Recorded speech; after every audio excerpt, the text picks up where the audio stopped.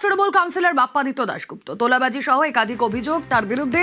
ধৃত কাউন্সিলর 101 নম্বর ওয়ার্ডের কাউন্সিলর বাপ্পাদিত্য দাশগুপ্ত। তার আগেই বাপ্পা ঘনিষ্ঠ সৌরভ ঘোষকে গ্রেফতার করা হয়, আর তারপর রাতেই গ্রেফতার তৃণমূল কাউন্সিলর বাপ্পাদিত্য দাশগুপ্ত। 101 নম্বর ওয়ার্ডের কাউন্সিলর। কথা বলবো, সহকর্মী থাকবেন সঙ্গে, কিন্তু তার আগে যে ছবি আপনাদেরকে দেখাচ্ছি, থানার বাইরের যে ছবি, বাপ্পাদিত্য দাশগুপ্ত গ্রেফতারের পর তৃণমূল কাউন্সিলর বাপ্পাদিত্য দাশগুপ্ত গ্রেফতারের পরই স্থানীয়রা সেখানে গিয়ে উচ্ছ্বাস প্রকাশ করেন।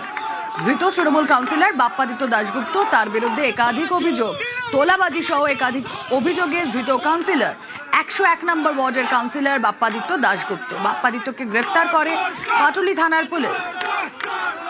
বিকেলেই গ্রেফতার কাউন্সিলর ঘনিষ্ঠ সৌরভ ঘোষ।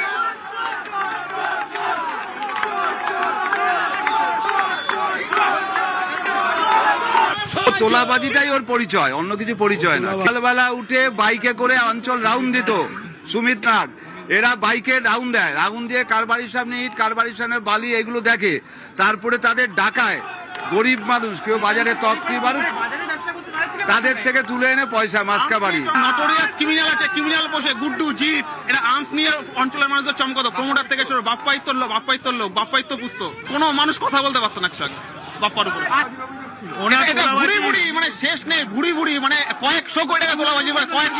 বাপ্পাদিত্য তার একটা হারমাদের টিম বানানো ছিল, তাদেরকে নিয়ে বিভিন্ন লোকেদের কাছ থেকে টাকা তোলা, জমি দখল করা, প্রমোটারদের কাছ থেকে বেআইনি বিল্ডিং বানানোর অনুমোদন দিয়ে তাদের কাছ থেকে পয়সা নেওয়া, ভয় দেখানোর লোককে, এই ধরনের বিভিন্ন ধরনের অভিযোগ।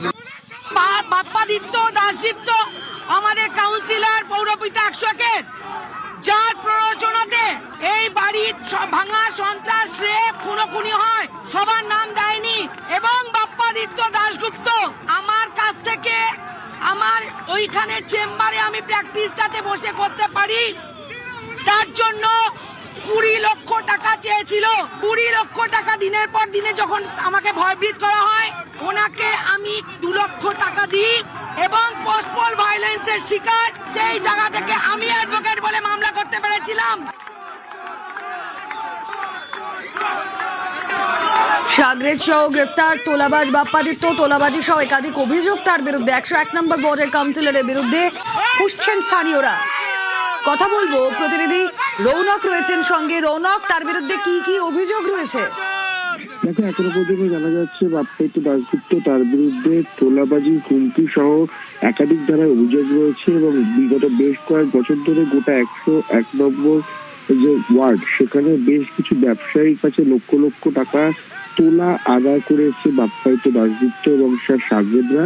তুমি দেখেছো গতকালই বাপ্পাদিত্য একজন একেবারে ক্লোজ অ্যাসোসিয়েট সৌরভ ঘোষ, তাকে পাটুলি থানা পুলিশ গ্রেফতার করেন এবং তার বিরুদ্ধে বেশ কয়েকটি অভিযোগপত্র পাটুলি থানায় জমা পড়েন এবং সেই অভিযোগপত্রে কিন্তু বাপ্পাদিত্যর নাম রয়েছে।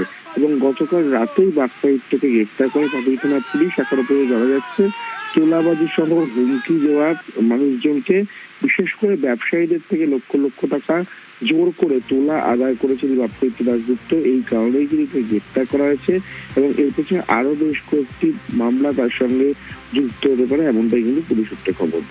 বেশ,